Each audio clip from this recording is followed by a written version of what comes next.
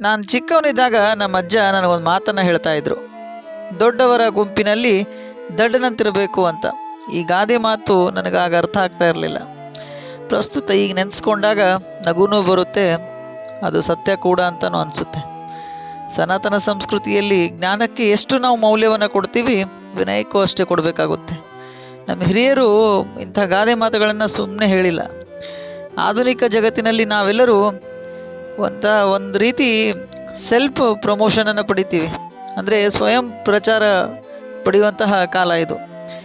ನಮಗೆ ಗೊತ್ತಿರುವುದು ಅಲ್ಪವಾದರೂ ಅದನ್ನು ಜಗತ್ತಿನ ಮುಂದೆ ಬೆಟ್ಟದಷ್ಟು ದೊಡ್ಡದಾಗಿ ತೋರಿಸ್ಕೊಳ್ತೀವಿ. ನಾವು ನಾನೇ ಶ್ರೇಷ್ಠ, ನನಗೆಲ್ಲ ಗೊತ್ತು ಎಂಬ ಅಹಂಕಾರ ಪ್ರದರ್ಶನ ಮಾಡ್ತೀವಿ.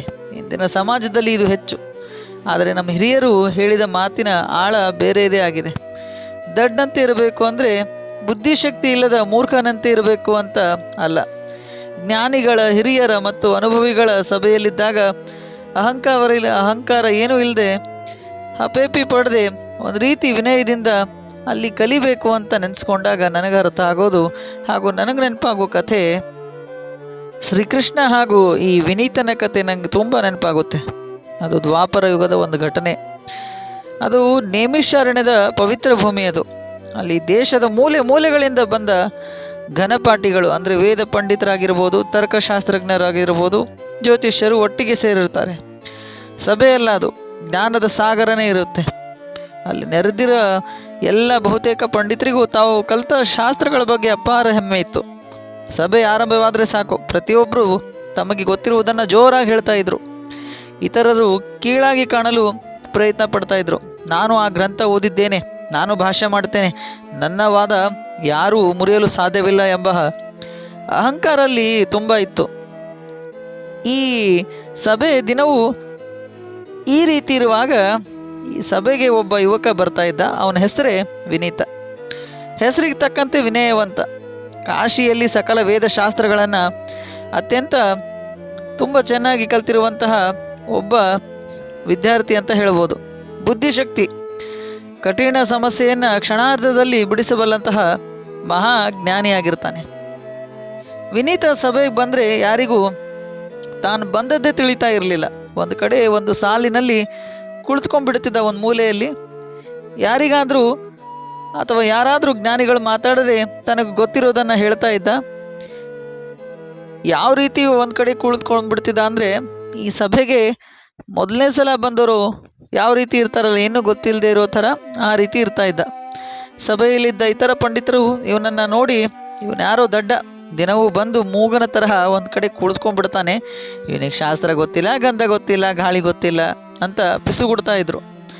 ವಿನೀತ ಹಾಸ್ಯಕ್ಕೆ ಎಂದೂ ಬೇಸರಗೊಳ್ಳಿಲ್ಲ, ಯಾರಿಗೂ ಎದುರು ಮಾತಾಡಲಿಲ್ಲ. ಇಲ್ಲಿ ನಮ್ಮ ಜೀವನಕ್ಕೊಂದು ಕತೆ ಗೊತ್ತಾಗುತ್ತೆ. ನಾವೊಂದು ಹಾಲಿನ ಡೈರಿಗೆ ಹೋಗ್ತೀವಂತ ಅಂದ್ಕೊಳ್ಳಿ. ಹಾಲಿನ ಡೈರಿಗೆ ಹೋದಾಗ ಅಲ್ಲಿ ಖಾಲಿ ಪಾತ್ರೆ ಯಾರು ತಂದಿರ್ತಾರೋ ಅವನಿಗೆ ಮಾತ್ರ ಹಾಲನ್ನು ಸಿಗುತ್ತೆ, ಅಥವಾ ತುಂಬಿರುವ ಪಾತ್ರೆಗೆ ಯಾರೂ ಹಾಲನ್ನು ನೀಡೋದಿಲ್ಲ. ಬದಲಿಗೆ ಇಲ್ಲಿ ವಿನೀತ ಆ ರೀತಿಯೇ ಇರ್ತಾನೆ, ಏನೂ ಗೊತ್ತಿಲ್ಲದೆ ಇರೋ ಥರ ಒಂದು ಕಡೆ ಕುಳಿತುಕೊಂಡ್ಬಿಟ್ಟಿರ್ತಾನೆ. ಒಂದಿನ ಈ ಸಭೆಗೆ ದ್ವಾರಕಾಧೀಶ ಸಾಕ್ಷಾತ್ ಶ್ರೀ ಕೃಷ್ಣ ಪರಮಾತ್ಮ ಆಗಮನ ಮಾಡ್ತಾರೆ. ಕೃಷ್ಣ ರಾಜಗಾಂಭೀರ್ಯದಿಂದ, ಮುಖದ ಮೇಲಿನ ಮಂದಹಾಸದಿಂದ ಸಭೆಗೆ ಬರ್ತಾರೆ. ಕೃಷ್ಣನನ್ನು ನೋಡ್ತಾ ಎಲ್ಲ ಪಂಡಿತರು ತಮ್ಮ ಪಾಂಡಿತ್ಯವನ್ನು ಕೃಷ್ಣನ ಮುಂದೆ ಪ್ರದರ್ಶಿಸಿ ಅವನ ಮುಂದೆ ಕೃಷ್ಣನಿಂದ ಪ್ರಶಸ್ತಿಯನ್ನು ಪಡಿಬೇಕು ಅಂತ ಎಲ್ರಿಗೂ ಆಸೆ ಇರುತ್ತೆ. ಸಭೆಯಲ್ಲಿ ಸ್ಪರ್ಧೆ ಶುರುವಾಗುತ್ತೆ. ಒಬ್ಬ ಪಂಡಿತರು ಎದ್ನಿಂತು ಭಗವದ್ಗೀತೆ ಶ್ಲೋಕಗಳನ್ನು ತನಗಿಷ್ಟ ಬಂದಂತೆ ವ್ಯಾಖ್ಯಾನ ಮಾಡಿದ್ರೆ, ಮತ್ತೊಬ್ಬರು ತರ್ಕಶಾಸ್ತ್ರದ ಜಟಿಲ ನಿಯಮವನ್ನು ಹೇಳ್ತಾರೆ. ಇಡೀ ಸಭೆ ಗದ್ದಲದ ಒಂದು ಗೂಡಾಗ್ಬಿಡುತ್ತೆ. ಕೃಷ್ಣ ಎಲ್ಲವನ್ನ ಗಮನಿಸ್ತಾ ಇದ್ದ, ಯಾರ್ಯಾರು ಏನೇನು ಮಾತಾಡ್ತಾ ಇದ್ದಾರೆ ಅಂತೆಲ್ಲ ಗಮನಿಸ್ತಾ ಇರಬೇಕಾದ್ರೆ ಶ್ರೀಕೃಷ್ಣನ ದೃಷ್ಟಿ ಆ ಹಾರಾಡುತ್ತಿರುವಂತಹ ಪಂಡಿತರ ಮೇಲಿರಲಿಲ್ಲ. ಸಭೆಯ ಕಡುಗಣ್ಣೆಯಲ್ಲಿರುವಂತಹ ಒಂದು ಕಂಬದ ಹತ್ರ ಮರೆಯಾಗಿರುವಂತಹ ಪ್ರಶಾಂತವಾಗಿ ಕುಳಿತಿರುವಂತಹ ಆ ವಿನೀತನ ಕಡೆ ಹೋಯಿತು. ಕೃಷ್ಣ ಆ ವಿನೀತನ ಕಡೆ ನೋಡಿ, ಕೃಷ್ಣನ ದೃಷ್ಟಿ ಹೋಗಿದೆ ಅಂದರೆ ಸುಮ್ಮನೆನಾ? ಕೃಷ್ಣನು ಸಭೆಯನ್ನು ಉದ್ದೇಶಿಸಿ ಹೇಳ್ತಾನೆ, ಪಂಡಿತರೆ, ನೀವೆಲ್ಲರೂ ಮಾತುಗಳನ್ನು ಕೇಳಿದೆ, ಈಗ ನನಗೆ ನೇರವಾಗಿ ಒಂದು ಉತ್ತರ ಬೇಕು. ಈ ಸಭೆಯಲ್ಲಿ ಅತ್ಯಂತ ಶ್ರೇಷ್ಠ ಜ್ಞಾನಿ ಯಾರು ಅಂತ ನೀವು ಹೇಳಬೇಕು, ತಿಳಿದವ್ರು ಯಾರು ಅಂತ ಹೇಳಬೇಕು ಅಂದಾಗ ಪಂಡಿತರ ಪ್ರಕ್ರಿಯೆ ಭಾರಿ ಇರುತ್ತೆ. ತಕ್ಷಣ ಸಭೆಯಲ್ಲಿದ್ದ ಬಹುತೇಕ ಎಲ್ಲ ಪಂಡಿತರು ನಾನೇ ಶ್ರೇಷ್ಠ, ಶ್ರೀಕೃಷ್ಣ ಪರಮಾತ್ಮ ನಾನೇ ಶ್ರೇಷ್ಠ, ನನ್ನನ್ನು ಮೀರಿಸಲು ಯಾರಲಿಂದಲೂ ಸಾಧ್ಯವಿಲ್ಲ ಅಂತ ಕೈ ಎತ್ತೋದಕ್ಕೆ ಮುಂದಾಗ್ತಾರೆ.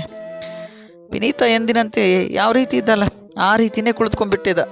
ಇವನಿಗೇನು ಹೊಸದಂತ ಅನಿಸ್ಲಿಲ್ಲ, ಸುಮ್ಮನೆ ಒಂದು ಕಡೆ ಕುಳಿತುಕೊಂಡ್ಬಿಟ್ಟಿದ್ದಾನೆ ವಿನೀತ.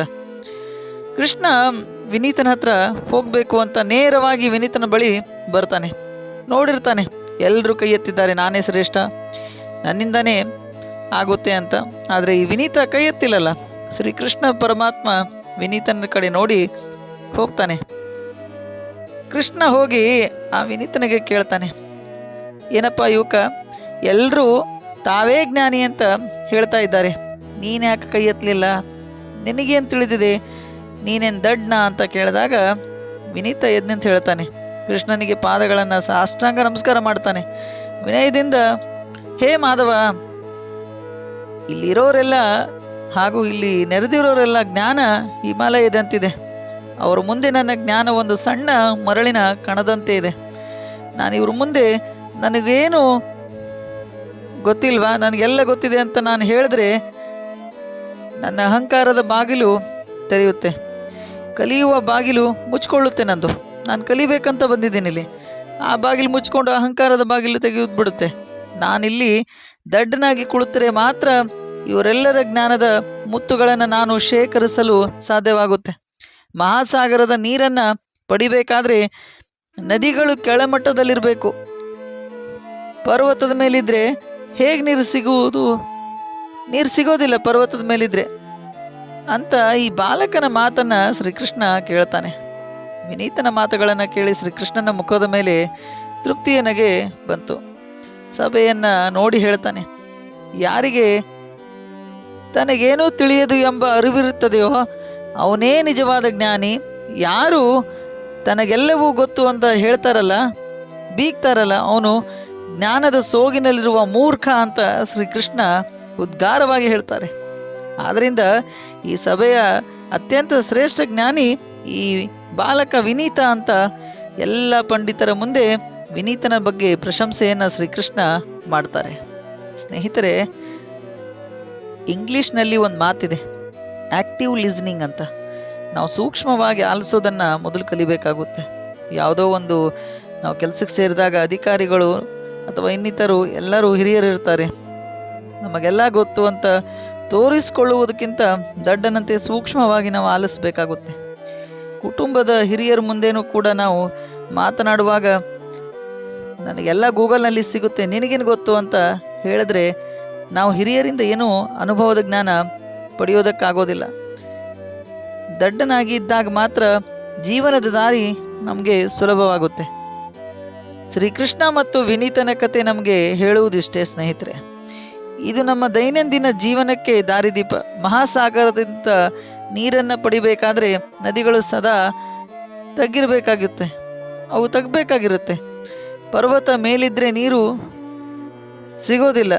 ಅದೇ ರೀತಿ ನಾವು ದೊಡ್ಡವರ ಗುಂಪಿನಲ್ಲಿ ನಾವು ದಡ್ಡನಂತೆ ಇದ್ದು ಕೆಲವನ್ನು ಆಲಿಸಬೇಕಾಗುತ್ತೆ. ನಮಗೆ ಸತ್ಯವೆಷ್ಟು ಅಥವಾ ಸುಳ್ಳೆಷ್ಟು ಅಂತ ನಾವು ವಿಚಾರ ಮಾಡೋಕ್ಕಿಂತ ಆಲಿಸಬೇಕು. ನಷ್ಟವೇನೂ ಆಗೋದಿಲ್ಲ. ಮೌನ ಮತ್ತು ವಿನಯ ನಮ್ಮ ಯೋಗ್ಯತೆ ಕಡಿಮೆ ಮಾಡೋದಿಲ್ಲ, ಬದಲಿಗೆ ನಮ್ಮ ವ್ಯಕ್ತಿತ್ವ ಮತ್ತಷ್ಟು ಎತ್ತರಕ್ಕೆ ಕೊಂಡೊಯ್ಯುತ್ತವೆ ಅಂತ ಹೇಳ್ತಾ ಮುಂದಿನ ಕಥೆಯಲ್ಲಿ ಮತ್ತೆ ಸಿಗೋಣ. ಧನ್ಯವಾದಗಳು.